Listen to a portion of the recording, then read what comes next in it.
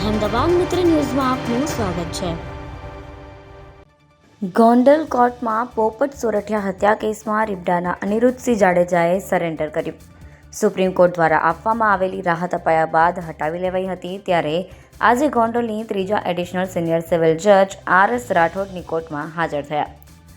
જાડેજાના કોર્ટમાં હાજર થતાં જ મોટી સંખ્યામાં તેમના સમર્થકો કોર્ટ પરિસરમાં ઉમટી પડ્યા હતા, જેને પગલે પોલીસે ચુસ્ત બંદોબસ્ત ગોઠવ્યો હતો। ત્યારે ગોંડલની કોર્ટે અનિરુદ્ધસિંહ જાડેજાને જૂનાગઢ જેલ મોકલવા આદેશ કર્યો છે। ચુસ્ત પોલીસ બંદોબસ્ત સાથે જૂનાગઢ જેલ હવાલે કરાયા। અમિત ખોડ આત્મહત્યા કેસમાં પણ અનિરુદ્ધસિંહનું નામ હોય, ગોંડલ પોલીસ આગામી દિવસોમાં જેલમાંથી કબજો લઈ શકે છે।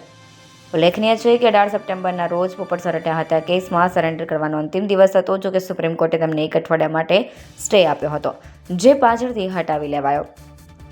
આ સમગ્ર ઘટનાક્રમ બાદ જાડેજાની હાજરી ખૂબ જ મહત્વપૂર્ણ માનવામાં આવી રહી છે। ગોંડલ શહેર પોલીસ અને રાજકોટ રૂરલ એલસીબી બ્રાન્ચ સહિતનો પોલીસ કાફલો કોર્ટમાં પહોંચ્યો હતો।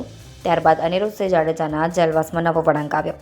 અમિત ખૂટની હત્યા કેસમાં જાડેજાના સરેન્ડર બાદ તાલુકા પોલીસે કબજો મેળવ્યો અને અનિરુદ્ધ જાડેજાને જૂનાગઢથી ગોંડલ તાલુકા પોલીસ સ્ટેશન ખાતે લાવવામાં આવ્યા।